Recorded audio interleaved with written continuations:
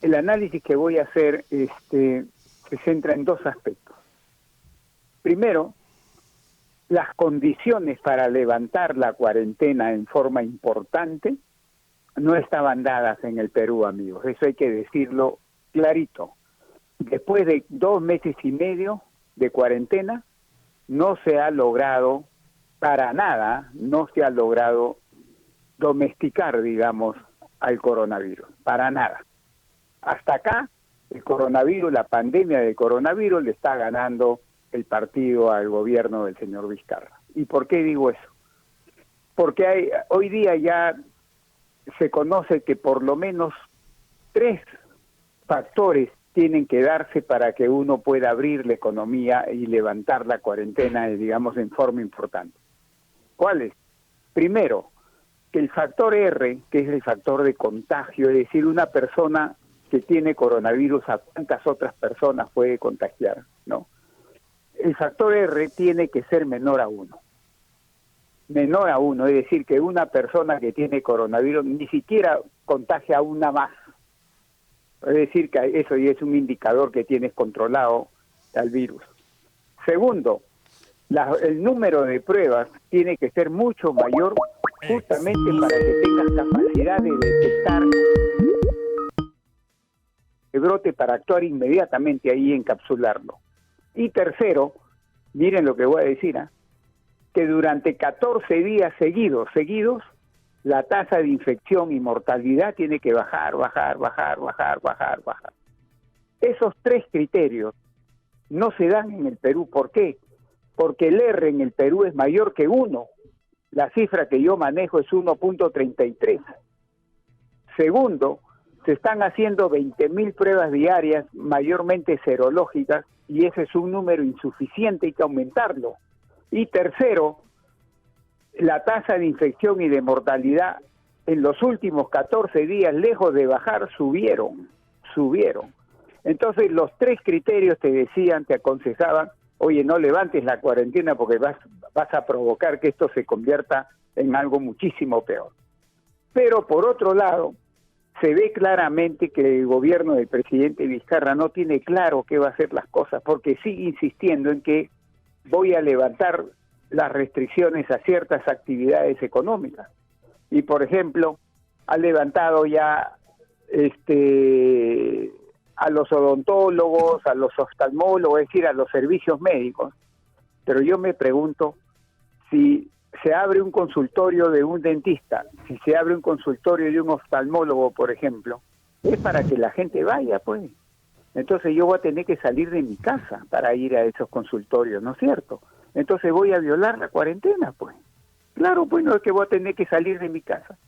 Y por otro lado, se ha dicho también, vamos, las peluquerías, los centros de belleza, etcétera, etcétera, pero ahí han dicho, la gente no va a ir a esos sitios, sino el peluquero va a ir a mi casa a cortarme el pelo.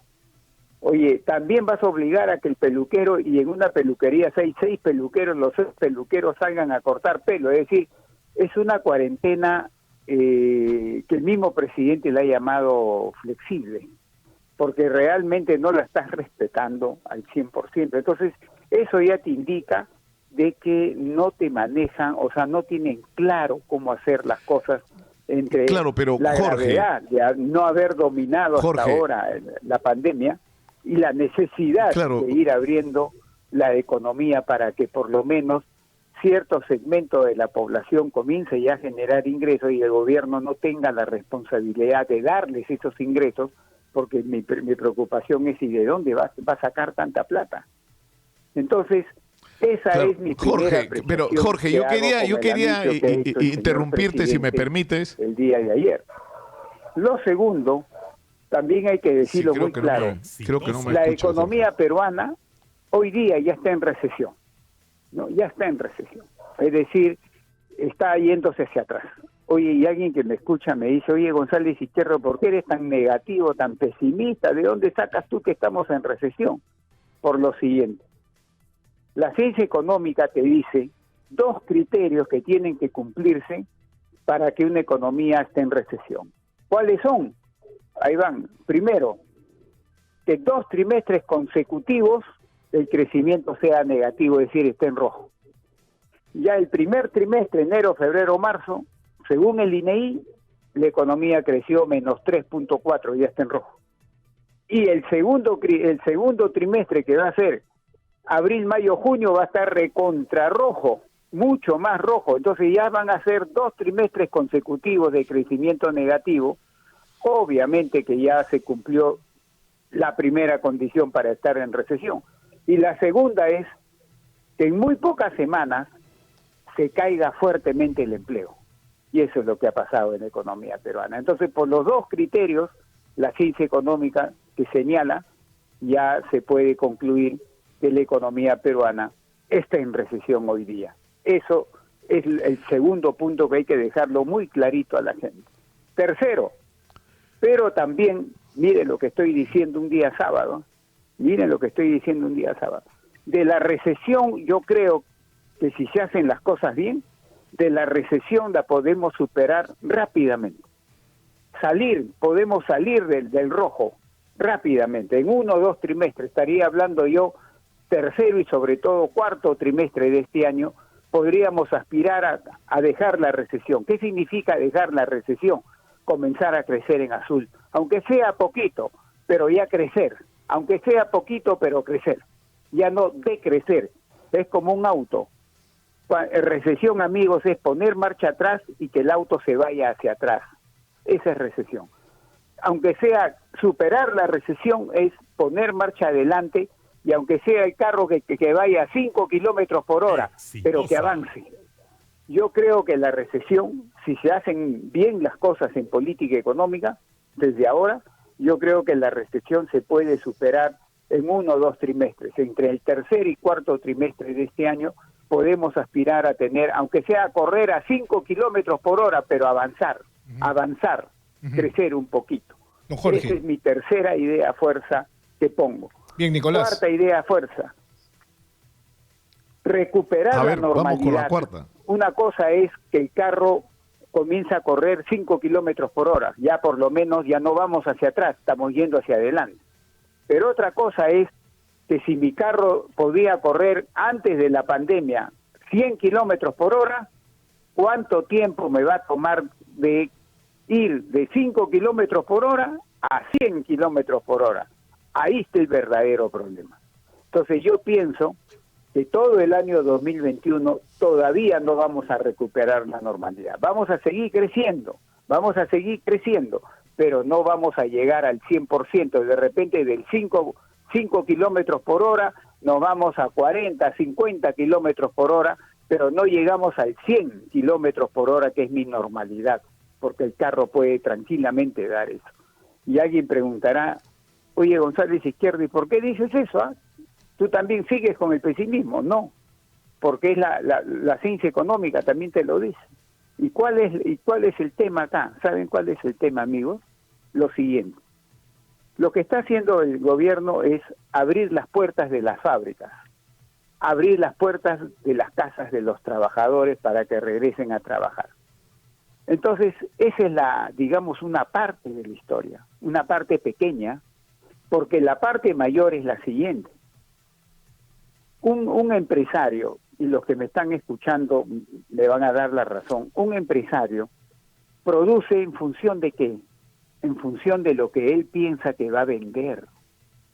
Nadie produce por producir, nadie produce porque el gobierno le diga, ya cumpliste con este protocolo, te doy la autorización para que comiences a producir. Nadie produce porque me da la gana. Y todos van a producir en función de cuánto creen que le van a comprar. Porque si yo pienso que nadie me va a comprar, no produzco, pues. O pienso que alguien me va a comprar poco, que me van a comprar poco, produzco poco, pues. O sea, lo determinante de cuánto voy a producir y por consiguiente cuánto empleo voy a crear, va a estar en función de la demanda que exista, de la capacidad de compra que exista. No basta con abrir las puertas de las fábricas, las puertas de las casas de los trabajadores, porque lo que va a determinar cuánto se produce es cuánta compra hay, cuánta demanda voy a tener por mi producto. Y eso es lo que tiene que entender el gobierno del señor Vizcarra, que no basta con abrir las puertas. Lo segundo y más importante es estimular la demanda interna, el gasto interno de los peruanos para que las empresas se sientan incentivadas en producir más y emplear más gente, porque va a estar en función de cuánto me van a comprar. Y es ahí donde se tiene que estimular este gasto, y principalmente en dos cosas: el consumo del sector privado y la inversión privada. Eso es lo que se tiene que estimular fundamentalmente. Bien, don Jorge. Nicolás, vamos. Sí, Jorge, lo que te hemos escuchado yo creo que es el resumen más completo y coherente de algunas cosas que has estado diciendo, de tu interpretación sobre lo que está pasando. Me parece extraordinario lo que has hecho y que es una pieza que debería ser reproducida. Ahora, la pregunta es esta. Tú dices, ha fracasado el esfuerzo del gobierno por controlar la epidemia después del tiempo transcurrido de cuarentena estricta. O sea, no logramos que baje el coeficiente R, ¿no es cierto? Es decir, el índice de contagio. Y los casos siguen subiendo y las muertes no bajan. Ahora, ¿esto por qué ocurre? Por un tema que tiene que ver, por un lado, con digamos, el hecho de que no se haya atacado los focos de infección desde un primer momento, como los mercados, que recién lo estemos haciendo hace 2 semanas, pero en segundo lugar porque la cuarentena se empezó a romper por problemas económicos. Entonces ahora, ¿cómo haces para, por un lado, ir restableciendo la actividad económica cuando en realidad, desde el punto de vista estrictamente, digamos, de la salud, del control de la epidemia, eso resultaría contraproducente? ¿Cómo resuelves esa contradicción? Mira, Nicolás, acá la respuesta es es el Estado, y cuando digo Estado no solamente es el gobierno, sino también otras instituciones. El Estado es el que tendría que haber dado los ingresos necesarios por el tiempo necesario para evitar que la gente informal, independientes informales, que son la gran mayoría de trabajadores en este país, los independientes informales salgan violando la cuarentena, salgan a buscar su ingreso, a buscar su pan, a buscar sus alimentos, cómo comprarlo, salgan a generar ingresos. Para evitar eso, en todo el mundo y en el Perú, el Estado es el que tiene que darle los ingresos a esa gente. Lo que pasa es que acá se han demorado muchísimo en llegar a este segmento de los trabajadores independientes informales, los que generan día a día su ingreso. Mira, recién la otra semana se va a iniciar con el bono universal, a los casi 3 meses. Y se dice que recién a fines de junio se estaría llegando a todo el universo de informales independientes informales. Casi a los 4 meses. Entonces, claro, cuando ya no te sirve para nada, ¿no es cierto? Porque ¿de qué viviste durante ese tiempo, no? Que desear también, Nicolás. ¿Tú eres optimista, para terminar, Jorge? ¿Tú crees que esto, que vamos a salir? O sea, tú has marcado más o menos la ruta que habría que seguir. Yo le agregaría, sinceramente, el tema de un shock de inversión con obra pública. Es decir, ahora ha quedado claro que no tenemos colegios, no tenemos hospitales, no tenemos carreteras. Es decir, nuestro déficit de infraestructura es tan grande que si hacemos un esfuerzo por construir todo lo que hay que construir en el Perú, eso puede ser un factor, digamos, determinante para mover la economía. Mira, Nicolás, sí, la inversión pública es, ya lo dije hace un ratito, es fundamental acá también que el gobierno, esa es una forma de estimular la demanda. ¿Por qué dirá la gente? Porque mira, el gobierno hace una carretera, contrato 1.000 trabajadores para hacer la carretera, y el sábado, hoy día sábado, les tengo que pagar su jornal, porque a los trabajadores que trabajan en construcción se les paga semanal. Hoy día les pago su jornal. ¿Y qué hace esa gente que recibe su jornal? Sale y compra. Entonces, una forma de estimular las compras, de estimular el gasto, es hacer obras públicas, es decir, gastar inversión pública en infraestructura, sobre todo. Ahí dinamizas la economía. Pero lo que pesa es el gasto privado, el consumo y la inversión privada. Te pesa más del 80% de la economía, Nicolás. Más del 80% de la economía te pesa el consumo y la inversión privada. Y la inversión pública, solo pública, te pesa alrededor de 7%. Compara 7% con más de 80%, obviamente, de que no, acá lo que define es el comportamiento del gasto privado, consumo e inversión privada, ¿no?